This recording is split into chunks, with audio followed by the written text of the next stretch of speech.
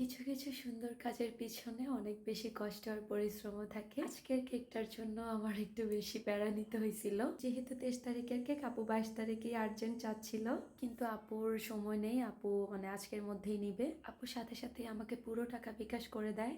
আর এত রিকোয়েস্টের পরে আমি আর না রেখেও পারলাম না। কেকটা কাস্টমাইজ ছিল আর এটাই অনেকগুলা কাজ ছিল, তাই আমার তখনই এই কাজগুলো করা লাগতো, মানে বাইরে যাওয়া লাগতো আর জিনিসগুলো কালেক্ট করা লাগতো। তাই আপু বলার সাথে সাথেই আমি কেকটা বেক করা শুরু করি, আর বেক করার পর তাড়াতাড়ি করে আমি ক্রিম ফ্রস্টিংটা করে বাইরে চলে যাই, যেহেতু সন্ধ্যার আগে দেওয়া লাগবে। আমার তাড়াতাড়ি বাসায় এসে আবার কেকের কাজটা কমপ্লিট করা। আপু আমাকে ডিজাইনে একটা টপার দেখাইছিল, সে টপারটা আমার কাছে ছিল না, তো আমি কান্দিপার গিয়ে সেটাও খোঁজ করি, কিন্তু ওটা কোনোভাবেই পাই না। পরে হচ্ছে আমি ডিফারেন্ট একটা টপার নিয়ে আসি। একটু আগে কাপল যে টপারটা দেখছেন সেটা, এটা রিয়েল ফ্লাওয়ারের ছিল, তাই আমি প্রথমে ভিডিওতে দেখছেন আমি সুন্দর করে খুঁজে খুঁজে সুন্দর সুন্দর কিছু ফুল নিয়ে আসি। সাদা আর লাল গোলাপ হবে এটা। ইদানিং একদমই সুন্দর ফুল পাওয়া যায় না, তাও খুঁজে খুঁজে যেটুকু আমি পারি ওইটুকুই নিয়ে আসি। আর রিয়েল ফ্লাওয়ারের কেক আমার খুবই পছন্দ। তাড়াতাড়ি করে সবকিছু নিয়ে বাসায় চলে আসি, এর পরপরই আমি কেকটার কাজ শুরু করি। সবচেয়ে বড় কথা হলো এই কেকটা সুয়াগাজি যাবে, মানে আপু হচ্ছে সুয়াগাজি থেকে এসে নিয়ে যাবে সন্ধ্যায়, তাই আমি তাড়াহুড়া করতেছিলাম যাতে আমি একটু সেট করে নিতে পারি এটা। কিছু কিছু কাস্টমারের আসলে ভালোবাসা দেখলে এত বেশি ভালো লাগে। এত দূর থেকে এসে একটা কেক রিসিভ করা মোটেও সহজ না। উনি চাইলেই পারতো অন্য কোথাও থেকে অর্ডার করতে, যেটা ওনার কাছে হয়, কিন্তু উনি সিটিতে এসেই নিয়ে যায়, কারণ উনি এর আগে আমার কেক ট্রাই করে, সো ওনার অনেক ভালো লাগে। এটাই আমাদের সার্থকতা। আপু আমাকে রেফারেন্স পিকচার দিছিল একটা, আমি আর সেটার মধ্যেই বরাবর করতেছিলাম। ডিজাইনটা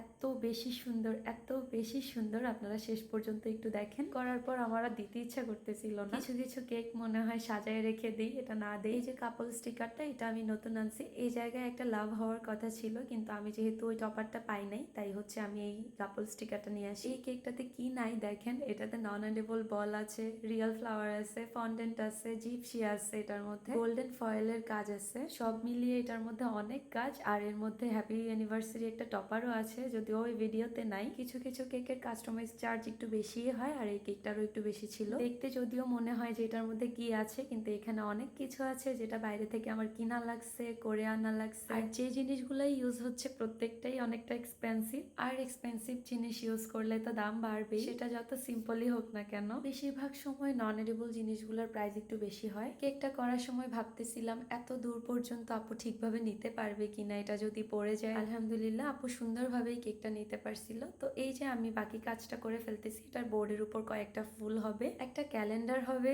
আর ওনাদের যেহেতু অ্যানিভার্সারি ছিল নামগুলা হবে। এটুকুই কাজ ছিল। তো এখানে আমি অ্যানিভার্সারি টপারটা লাগাতে ভুলে গেছিলাম, পরে এটা আমি লাগাই দিই। আপনাদের এই কেকটা কেমন লাগছে, ভিডিওটা কেমন লাগছে অবশ্যই জানাবেন। ভালো লাগলে একটা লাইক কমেন্ট করে দিবেন। অনেকক্ষণ থেকে কথা বলতেছি, এতক্ষণ সাথে থাকার জন্য অনেক অনেক অনেক ধন্যবাদ। ভালো থাকবেন সবাই। আসসালামু আলাইকুম।